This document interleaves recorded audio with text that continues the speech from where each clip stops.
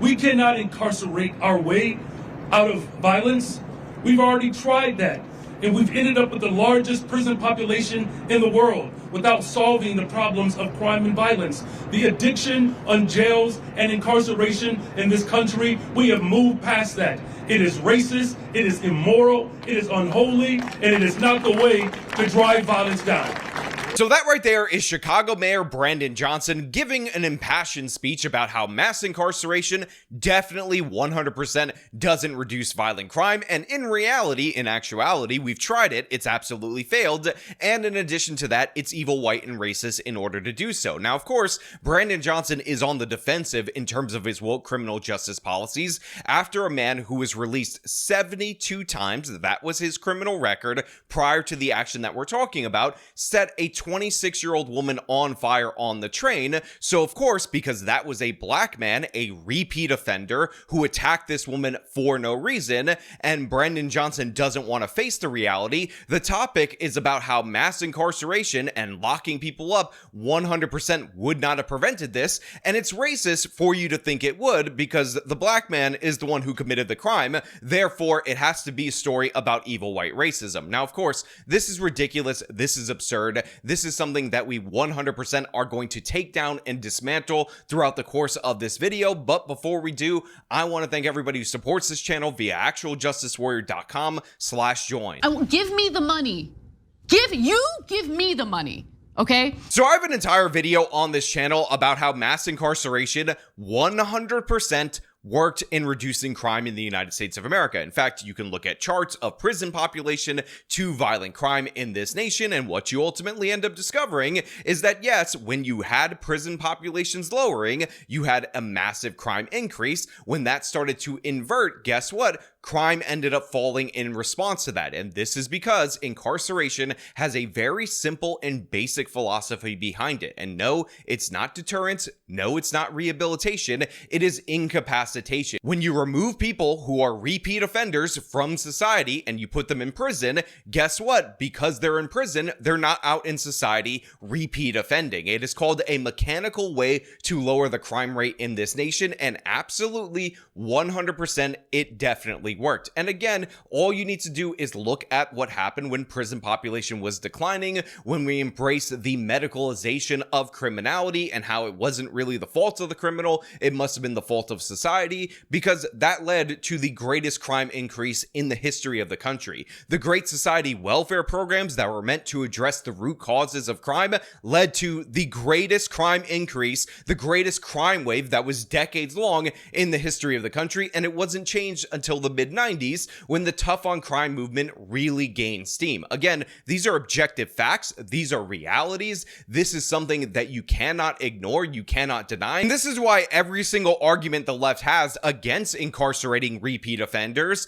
is always something that is not what we're talking about. Like they'll say, oh, well, recidivism is high in the United States of America, therefore the people that you're sending to prison aren't getting rehabilitated, therefore it didn't work. Well, again, it's about incapacitation, not recidivism. Then they'll talk about how deterrence isn't really effective. People don't see and fear the consequences that other people face, therefore you're not deterring crime, so I guess it didn't work. And again, I will respond to that. It's not about deterrence. That would be a secondary benefit. It's about incapacitation. Always has been, always will be. Or like my favorite statistical trick, when people on the left will tell you, well, after around the 2000s, an increase in prison population resulted in less gains in terms of crime reduction in the outside. Therefore, all of the time period when the prison population was increased prior to that, and it was effective, is meaningless because it stopped being effective after a certain point. Now, of course, this is the concept of marginal utility. Just because something's good and something works doesn't mean if you keep adding onto it that it's going to work at the same rate forever. And by the way, you understand this intuitively. Let me give you an example so you can understand it a little bit better. If I told you a gallon of water can save somebody's life, that is a true statement. We all understand that if you don't have access to fresh drinking water, if you don't have access to fresh water at all whatsoever, and you are given a gallon of water, you will be able to drink, you will be able to survive. And yes, water is something that we need in order to survive. However, in modern Western countries where we have free access to drinking water, so much so that we bathe in it, so much so that we do our laundry. Some of us have pools in this country. Obviously, a gallon of fresh water to that person is not going to make the difference between life or death. Now, that doesn't mean water doesn't save lives. What it means is that at a certain point, when you've accumulated enough water, every gallon isn't as valuable as it would have been in that situation in comparison where you actually needed the 1 gallon to drink the water. This is marginal utility. Yes, something can work up to a certain point, and then at a certain point, the returns are not going to be as good. We all understand it. It does not debunk the prison population increases and the resulting decrease in crime on the outside, nor the value of incapacitation. And of course, there's an extreme example of this, which is El Salvador. They dramatically increased their prison population. They started targeting gangs. They built the super prison.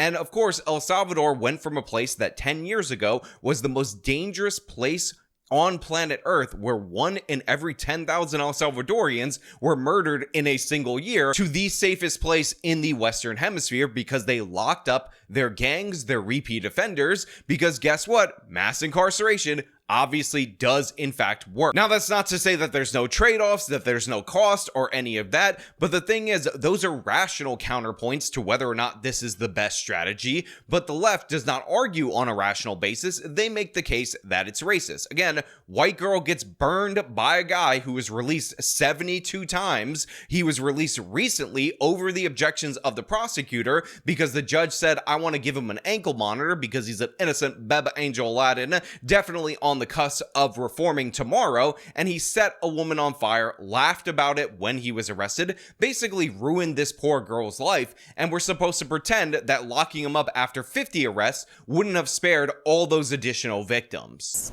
This is an absolute failure of our criminal justice as well as our mental health institutions. Speaking one day after federal authorities charged Lawrence Reed with a terroristic attack on mass transit, Mayor Brandon Johnson said they are eyeing changes to address housing and mental health. Brandon Johnson is genuinely one of the worst people in American politics. Just a day after charges were dropped on this man who was released 72 times, again recently over the objection of the Cook County Prosecutor's Office because a judge decided that he needed another chance and ankle monitoring was no big deal at all whatsoever, Brandon Johnson is talking about how we need more money from the state government in order to fund mental health and homeless services. Make no mistake about it, this suspect was already diverted multiple times to mental health care. He was already given multiple different chances. And by the way, crime is actually trending down in certain categories in the city of Chicago, and that is due in large part that we've had a transition from the previous state's attorney, Kimberly Fox, who notably let Jussie Smollett off the hook and totally tanked that case. That's why Jussie was able to win in an appeal, to somebody who's actually prosecuting people. So we know for a fact that even in Chicago, their gains in terms of a reduction in crime are due to the fact that their state's attorney changed and the philosophy changed. But Brandon Johnson is still talking about, mental health and homelessness. How will you specifically be that when we ask for specifics, he stops short of committing to more visible police on the CTA and fewer unhoused users writing for short-term shelter? I think it's too early to speculate like what that absolutely looks like. But again, the funding from Springfield is the most important thing. Without that funding, then none of this will be visibilized. Again, leave it to a progressive to do a press conference about how we need to address mental health and homeless services and whatnot without actually making any commitments to any policies that will actually solve the problem, like more law enforcement on their public transit system. Like, what are you actually going to do to prevent homeless people from getting on these trains and using them as temporary shelters? How are you actually going to address the issues you're bringing up yourself? Brandon Johnson has no answer specifically to any of that. Instead, he wants to complain about money because what Brandon Johnson is actually looking to do is fill his budget deficit. And I will just point out for those of you out there in the audience that Brandon Johnson is lying to residents of the city of Chicago right now in this moment, claiming that he needs all these additional taxes in order to pay for public safety. However, when pressed by the local news during an interview, we found out that Brandon Johnson is trying to classify youth employment programs as public safety instead of law enforcement. So the guy is going to reduce spending on police, that's in his budget, in order to redirect it to his core constituents in order to try to win black people back over in the city of Chicago. I can't live in hypothetical. What I can say is that we're talking about a community safety fund that will strictly go to ensuring that the mental health and well-being of our police officers is secure. Well, the majority of that is going for the summer youth jobs, half of it. Hiring people is a part of our safety plan. In fact, this is why this budget is so critical, right? Because this budget protects us from Trump's cuts. So yeah, the guy's a liar through and through. And by the way, I'm 100% sick of hearing about mental health after a situation like this. The time to address this guy's mental health issues, if those are legitimate, was well before this instance. It was in any of these 72 opportunities that preceded this. You have shown us that you have no capacity to do so, and I will point out that he has a long violent history of crimes. And yes, the standard for forcing somebody into some kind of mandatory care should be a danger to yourself and others, and this guy has proven that he is multiple times, and yet they've done nothing. And we're still talking about mental health after he nearly killed a woman, after he burned this woman's face for his own entertainment. That's what we're discussing. Lawrence Reed has a long criminal history, including about 50 arrests over the past 3 decades. We showed you this summer how the CTA bans passengers from their property, circulating a bulletin with their photo and details, information that is shared with CTA employees, contracted security firms, and Chicago police.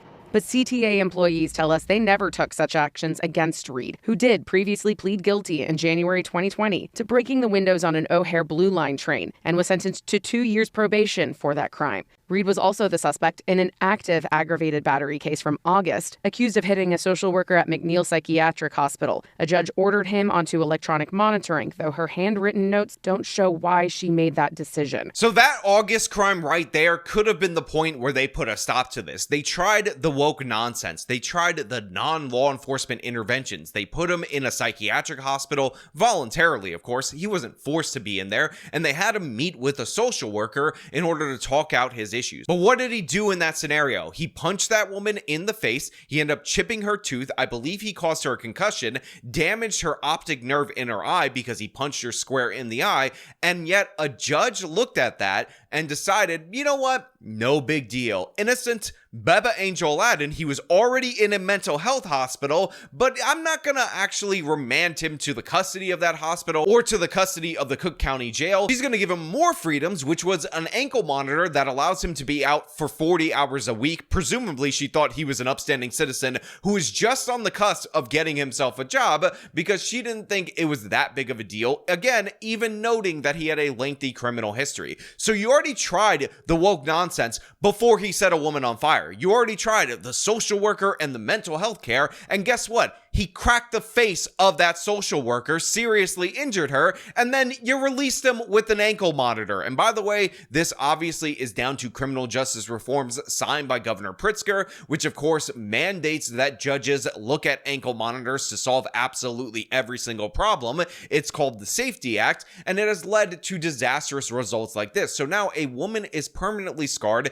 expected to be in the hospital for months, and we don't even know if this guy who set her on fire is going to be held in jail pre-trial before she gets out of the hospital. Like, that's how stupid and ridiculous the city of Chicago is. And Brandon Johnson is actually making the case to the public that locking this guy up would not have prevented him from filling up a bottle with gasoline, dousing this woman with said bottle, and setting her on fire. Documents from the office running Reed's ankle bracelet show there were more than 2,200 defendants on electronic monitoring earlier this month. Reed was one of the 176 with aggravated battery as the reason. But the arson happened on a day that Reed was required to be at a Fuller Park home. The mayor says they are already investing in housing and mental health services, adding the effects can be seen across the city. Yeah, the effects can be seen across the city. In fact, they were seen right there in that train what the value of those mental health services and homeless services actually are. Can you believe that this mayor, Brandon Johnson, after a woman was set on fire in a Chicago train, again, on surveillance video for us to see, 26-year-old woman had her life ruined, white woman being set on fire by a black guy with 72 previous arrests, and this guy talks about investing in mental health care. By the way, while he was receiving mental health care, he punched the crap out of the social worker that was also supposed to intervene on the homelessness side. But Brendan Johnson's like, you could see the effects of our programs. They 100% work, even though they absolutely do not. And then the audacity for this guy to talk about racism and how mass incarceration or incarceration period is not a solution, when incarceration 100% would have prevented this girl from being burned. 100% she would be totally fine if this guy was not let out over and over and over again. So yeah, you're just wrong. You're absolutely stupid, and it costs people dearly. Again, this poor girl scarred for years, for the rest of her life, due to the fact that Brandon Johnson and the idiots in Springfield, the capital of Illinois, Governor Pritzker, wanted a virtue signal post George Floyd. Absolute nonsense in every possible way. But you know what? That's all I really have for you guys today, and I want to know what you guys think down in the comments below. As per usual, if you like this video, show them by leaving a like, subscribe for more content, follow me on my social media, support me via the support links in the description of this video. This has been me talking about the Chicago mayor blaming racism for the reaction to crime in Chicago. Till next time.